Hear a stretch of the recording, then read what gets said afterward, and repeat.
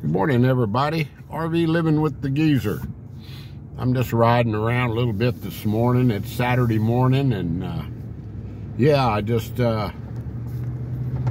back from ran down to Hazel to Walmart this morning. And a while back, our internet had gone out there at the house, and they said it would take a technician to fix it, and it would be almost a week before he could get out there. So our TV is off the internet. So I had we're only about 40 miles from Fort Worth, Dallas, Fort Worth. So I went down there and bought one of those little flat screen antennas you just put in your window inside your trailer, hook it to your TV, and heck, cost like 30 bucks. I got like 40, 50 channels off that thing. I got all the networks. It's a big old herd of cattle out on this side. And anyway, the technician showed up, in a week or so and got our internet going and everything's fine. But so I saw that antenna there yesterday. I had the box and I kept the receipt. And Walmart's pretty good about taking things back. So yeah, y'all guessed it. I ran that thing back down there. And I need to go down there anyway. And went in, and yeah, they put 30 bucks back on my account. So I just sort of, I guess, tested it for them for a week, I didn't, that was my service I gave Walmart. I was testing their indoor antennas. But yeah, old geezer, he's always looking for a little, a little plus, a little bonus there. But yeah, I put a video out. The last video I put out was that silly one about cooking a meal in under 20 minutes, a full turkey dinner, and I just did that for fun, guys. I mean, I sure wasn't trying to show off any cooking abilities using a Marie Callender's dinner, but I've got some older videos in my phone that I'm cleaning up. I'm making more storage room, so that's why I put that out there, and then I can delete them, after they go up to YouTube. So yeah, just some more cattle over here. Well, you can't see because of that berm right there, but yeah, I guess that hunting story's still coming up, I think I left off with when that priest got shot. So if you haven't heard that story, you might go back and watch that video. But I quit hunting there for a while until I got married, and my wife's grandfather, who had already passed away, they had a 8,800 acre ranch up in between San Saba and Llano, Texas, out of Cherokee. So we started going back up there. We had a nice place to stay, and we would go up there and hunt. And I would take my best friend Butch Delgado with us. And Butch and I didn't even own a deer rifle between us. We would borrow his brother-in-law's, I think it was a 270, and had a scope on it and everything. You couldn't miss. And like I said before, we only hunted the deer for the meat.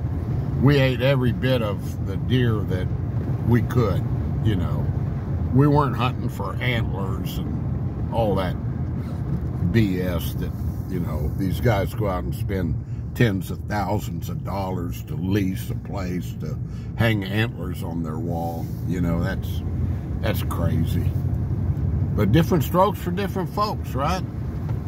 But yeah, Butch and I'd go out, and I had an 085 GMC pickup back then, and we'd put the gun between us, with the barrel, of course, pointed down to the floorboard.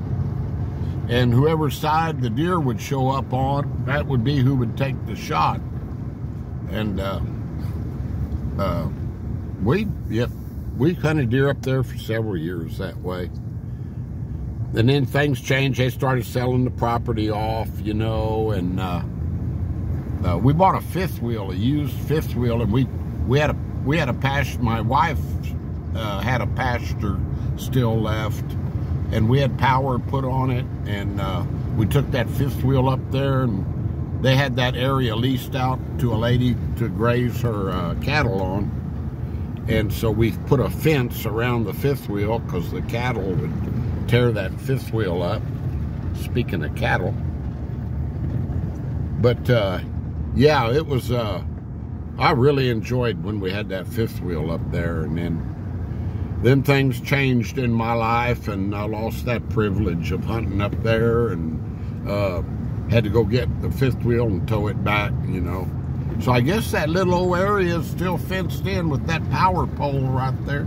Had a big old beautiful oak tree out in front of it, and we built it like a little, just a real quick little flagstone patio type thing with a picnic table, and we had electricity there, and then there was a windmill on the north end of the pasture, and I would take those big blue 6-gallon cans that Walmart sells. I had like 6 of them. I'd go up there and fill with water, and then haul them back down to the trailer and fill up our freshwater tank where we could shower, you know, and all that. So yeah, we had, the main thing was having the electricity, because if it got warm you could run your air conditioner. And then we were able to pick up I had an old DirecTV satellite back then on a tripod, and you could aim that thing in yourself. So we would haul that up there sometimes, and we would have our football. I mean, we were like all the luxuries of life out in the middle of that pasture, you know. But yeah, that was my hunting. That was I never was a big hunter, like I've told you all before. And that was about the extent of it. Hunting up, when the hunting in Cherokee ended, then that was the end of it. I don't think I've been hunting since then, and don't really have any desire to now. You know, like I said, I don't hunt for. I was hunting for meat, and I grew up that way. Let's see if anybody behind me. Here's some neat looking cattle right here. Look at those. I'm right on 2 S-curves. This is like really safe what I'm doing right here, geezer. Yeah. But I want to get a shot of those. And then look at this place. Is that beautiful? Isn't that pretty? Got his tractor out there. Nice pipe fence. He's got a nice place there. Sure does. Yeah, last video I did, it went 10 minutes, I think, one of them, and I cut those mid-roll commercials out. So I probably won't do that every time, because I do need to generate some income off these driving videos to pay a little bit of the gas, you know. So, but I might do, you know, one. I know those mid-roll commercials are annoying, and so I may every now and then I'll eliminate them, you know, and let y'all have a straight run through. Maybe it's best to have them to give you a break from hearing all my BS I throw out at you, huh? Say, oh boy, a commercial. Give us a break from that guy for a minute anyway. It's like he's putting a right-of-way in along his fence line or a road or something right there. All right, guys. Well, yeah, I got a lot of hunting stories from up there, and I got some funny ones too. Butch and I will go up there, but yeah, he's passed away now. Yeah, that was my best friend, numero uno. I knew him from the time I was 10 years old till about 5 years ago, I guess, when he died. Sure miss that guy. Yeah, he was, as far as building things, and he was a genius. He He built my house in Sisterdale. You know, he did a whole lot of it. And the guy could do, he was one of those guys that could do anything, you know, and would do it right. You know, the guy never got in a hurry to do something. He would figure it out, and I mean, he would not get in a hurry. So, but when it was done right. So, anyway, guys, old boy, boy's still got that truck for sale. If anybody it looks like his car dolly's gone though, that he had behind it. Yeah. All right, guys. Peace out. Stay blessed. And stay positive. Yep. Pretty weekend. I hope everybody able to go out and enjoy it. Yep. All right. Say some prayers for those people over in Mississippi. Yeah, I think they said that was an F4 tornado. I saw some videos of it. It's pretty bad. My son's working a JV tournament today. They pulled off a big victory last night. His team did.